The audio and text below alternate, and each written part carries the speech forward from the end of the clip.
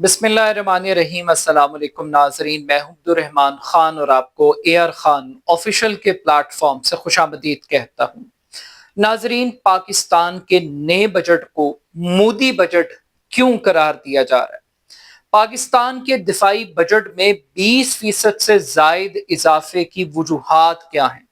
Defence budget کو کس حد تک تنقید کا نشانہ بنایا جا سکتا ہے؟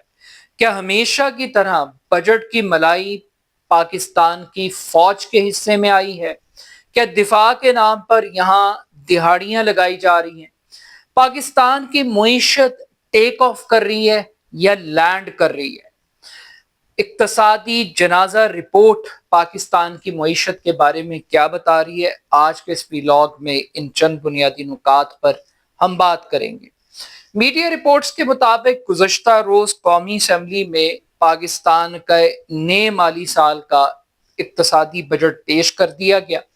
ہمیشہ کی طرح ہر حکومت کی طرح یہ دعویٰ کیا گیا کہ یہ آئیڈیل بجٹ ہے، غریب دوست بجٹ ہے، عوام دوست ہے، بزنس فرینڈلی بجٹ ہے، بڑے بڑے اہداف اور ٹارگٹس جو ہے وہ گروتھ کے، ٹیکس کے، جی ڈی پی کے، ریونیو کے وہ رکھے گئے ہیں، اور ہمیشہ کی طرح اپوزیشن کی جانب سے احتجاج، شور شرابہ، نعرے، غریب دشمن، عوام دشمن، کسان دشمن، بزنس دشمن بجٹ، معیشت کی اینٹ سے اینٹ بجانے والا بجٹ وہ قرار دیا گیا ہے۔ اب یہ آوازیں ہم ہمیشہ سنتے ہیں، لیکن انہی آوازوں کے دوران ایک چیز جو ہمیشہ پاکستان کے بجٹ میں ڈسکس کی جاتی ہے، جس پہ تنقید ہوتی ہے، ایک طرف تو آرمی بیشنگ کا کلچر ہے اور دوسری طرف میرٹ کے اوپر تنقید ہے۔ تو بحث یہ ہوتی ہے کہ پاکستان کا جو ڈیفنس بجٹ ہے اس میں اضافہ کس حد تک جائز ہے، اضافہ کیوں کیا جا رہا ہے، وجوہات کیا ہیں۔ یہ ہمیشہ سے ڈسکشن کا باعث رہا ہے۔ ایک ایکسٹریم ہے جو آرمی بیشنگ کرتی ہے اور ایک میرٹ پر بات کی جاتی ہے، اور کچھ لوگ اس اضافے کا دفاع بھی کرتے ہیں۔ اب اس مرتبہ بھی بجٹ کے اندر جو رقم پاکستان کی مسلح افواج کے لیے رکھی گئی ہے اس پر بہت ساری تنقید ہو رہی ہے، بہت سارے سوالات اٹھائے جا رہے ہیں۔ سب سے پہلے تو میں آپ کو جو بجٹ پیش کیا گیا ہے ڈیفنس بجٹ سے متعلق، میں آپ کو کچھ چیدہ سادہ نکات آپ کو بیان کر دوں۔ ہم کو ٹیکنیکل بحث نہیں کریں گے، صرف فیکٹس کی حد تک بات کریں گے۔ پاکستان کا جو کل بجٹ ہے وہ تقریباً 17,000 ارب روپے سے زائد رقم پر مشتمل بجٹ پیش کیا گیا ہے۔ اس 17,000 ارب روپے سے جو زائد کا بجٹ ہے اس میں دفاع کے لیے 2550 ارب روپے کی رقم مختص کی گئی ہے۔ یہ جو 2550 ارب روپے کی رقم ہے گزشتہ سال کی نسبت یوں سمجھیے کہ 20% سے زائد اضافہ کیا گیا ہے اس بجٹ میں۔ اب یہ جو 20% سے زائد اضافہ ہے، اگر ہم اس کو ڈیجٹس کی فارم میں دیکھیں تو یہ 428 ارب روپے کا اضافہ بنتا ہے، یعنی کہ 2181 ارب سے جمپ کر کے ہم سیدھے 2550 ارب روپے پہ پہنچ گئے ہیں ڈیفنس بجٹ میں، یہ اضافہ ہے۔ اور اگر ہم اس کو پاکستان کے ٹوٹل بجٹ کی ریشو میں کنورٹ کریں تو یہ ڈیفنس بجٹ پاکستان کے کل بجٹ کا 14% بنتا ہے، اور یہ جو اضافہ ہے یہ گزشتہ ایک دہائی کے اندر سب سے بڑا اضافہ ہے جو پاکستان کی فوج کے لیے مختص کیا گیا ہے۔ اب یہ جو 2550 ارب روپے کی رقم ہے اس کی تھوڑی سی بائیفرکیشن دیکھ لیں تو اس میں سے 840 ارب روپیہ فوج کی تنخواہوں کے لیے خرچ ہوگا، 704 ارب روپیہ آپریٹنگ کاسٹ کے طور پہ خرچ ہوگا، اور پھر 663 ارب روپے کے ہتھیار، ٹینک، توپیں، گولے شولے، یہ ہتھیار وغیرہ یہ خریدے جائیں گے۔ تو اس طریقے سے یہ رقم رکھی جائے گی۔ ایک چیز اور کہ جو فوج کی پینشن ہے وہ دفاعی بجٹ کا حصہ نہیں ہوتی، تو تقریباً 1000 ارب روپے سے زائد کی رقم وہ پینشنز کے لیے مقرر کی گئی ہے، جس میں سے ایک بڑا حصہ پاکستان کی فوج کے لیے مختص کیا گیا ہے۔ اب یہ سیلینٹ فیچرز ہیں اور ان فیچرز کے اوپر یہ ڈبیٹ باقاعدہ طور پر کی جا رہی ہے کہ کیا یہ 20% کا اضافہ جسٹیفائڈ ہے۔ یہاں پر ایک جو سب سے بڑی لاجک دی جاتی ہے کہ دفاعی بجٹ میں اضافے کی وجہ بھارت ہے، بھارت کی جارحیت ہے، بھارت کا جنگی جنون ہے۔ اگر آپ نے بھارت کا مقابلہ کرنا ہے تو آپ کو اپنے دفاع کو مضبوط کرنا ہوگا۔ دفاع مضبوط تبھی ہوگا جب آپ ڈیفنس کے اوپر پیسے خرچیں گے، اور حالیہ جارحیت نے اس چیز کو جسٹیفائی کر دیا۔ اب یہاں پر ایک نقطہ یہ اٹھایا جاتا ہے کہ جناب بھارت سے کیا صرف آپ نے جنگی میدان میں مقابلہ کرنا ہے؟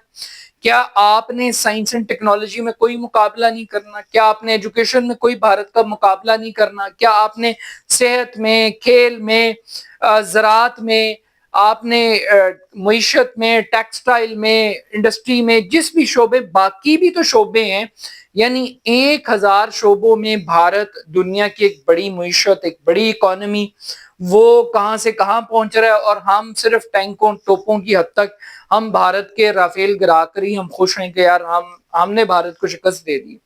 تو بھارت کو سائنس اینڈ ٹیکنالوجی کے میدان میں، معیشت کے میدان میں، تعلیم کے میدان میں، یہ جو دیگر شعبے ہیں ان کے اندر ہم کیوں مقابلہ نہیں کرتے؟ اور اگر یہاں پہ ہم نے مقابلہ کرنا پڑ گیا تو اس کا سیدھا سا مطلب یہ ہے کہ وہ جو کھیر پاکستان کی مسلح فوج کو مل رہی ہے وہ کھیر پھر کم ہو جائے گی، پھر آپ کو سائنس اینڈ ٹیکنالوجی پہ پیسے خرچ کرنے پڑیں گے۔ اب ایک تو نقطہ نظر یہ ہے، پھر ایک اور نقطہ نظر ہے، وہ یہ کہتے ہیں کہ بھائی جان یہ جو آپ تنقید کرتے ہیں نا کہ فوج کرتی کیا ہے، تو یہ جو فوج کی حالیہ پرفارمنس ہے اس نے اپنی جو کنٹریبیوشن ہے اس کو حلال کر دیا ہے۔ اس نے بتا دیا ہے بھارت کو شکست دے کے کہ یار یہ جو پیسے آپ فوج پہ خرچ کرتے ہیں یہ بالکل جسٹیفائیڈ ہیں، اور یہ پیسے یوں سمجھیے کہ سود سمیت پاکستان کو واپس باقاعدہ طور پہ مل گئے ہیں۔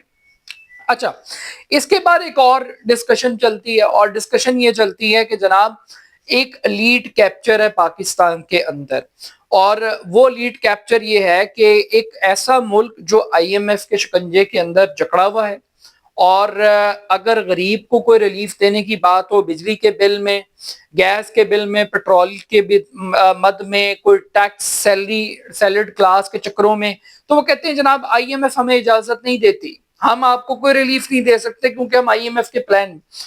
یہ حیران کن بات ہے کہ پاکستان کا جو ڈیفنس بجٹ ہے اس پہ آئی ایم ایف خاموش ہے، اس پہ آئی ایم ایف کبھی انگلی نہیں اٹھائے گی، اس پہ کبھی آڈٹ نہیں ہوگا، اس سے کبھی نہیں پوچھا جائے گا کہ بھائی جان ان پیسوں کا آپ نے کرنا کیا ہے، یا ان پیسوں کے اوپر بھی وہ کٹ شٹ لگائیں۔ اچھا، یہ بھی اچھی بات ہے کہ قومی غیرت اور حمیت کا تقاضا ہے کہ کم سے کم یار فوج تو ایٹ لیسٹ اس کو جواب دے نہ بنائیں کہ وہ بھی آئی ایم ایف کو جا کے جواب دے۔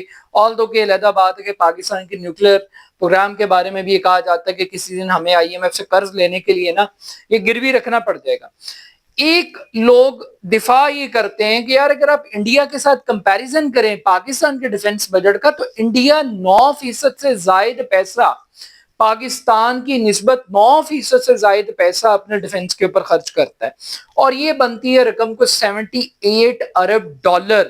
یعنی ہم ایک ارب ڈالر کے لیے آئی ایم ایف سے بھیک مانگتے ہیں، جا کے ترلے لیتے ہیں، منتیں لیتے ہیں، اور انڈیا 78 ارب ڈالر سے زائد رقم خرچ کرتا ہے۔ اور لیکن پھر ایک اور کمپیریزن بھی ہوتا ہے، وہ کہتے ہیں یار انڈیا کا سائز دیکھیں، انڈیا کی معیشت دیکھیں، انڈیا کی جتنا بڑا وہ ملک ہے، جتنی بڑی آبادی ہے، جتنے بڑے ریسورسز ہیں، اس حساب سے دیکھیں تو وہ بڑا بیلنس ہے، وہ اتنی بڑی بات نہیں ہو رہی اور ان کو سوٹ کرتا ہے۔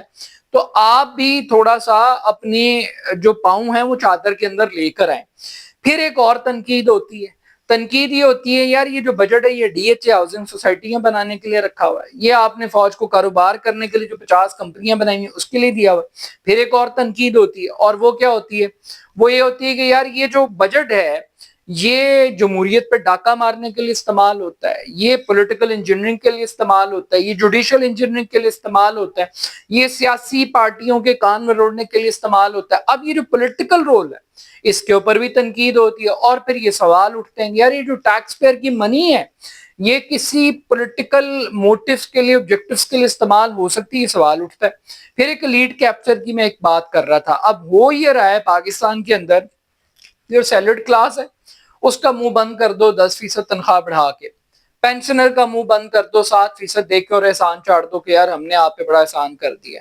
لیکن یہاں پر وزراء کی تنخواہیں، ارکان اسمبلی کی تنخواہیں، یہ 10%، 15%، 20% کے حساب سے نہیں بڑھتی، یہ بڑھتی ہیں 400%، 500%۔ جو ایم پی ایم این نے 2,18,000 روپے تنخواہ کے قریب پہنچا ہوا تھا، وہ 5 لاکھ سے اوپر تنخواہ لے رہا ہے، 3-3، 4-4 لاکھ روپیہ تنخواہوں میں اضافہ ہے۔ اور جو وزراء ہیں وہ ماشاءاللہ وہ بھی لاکھوں میں پہنچے ہوئے ہیں، وزیر مملکت وہ بھی کوئی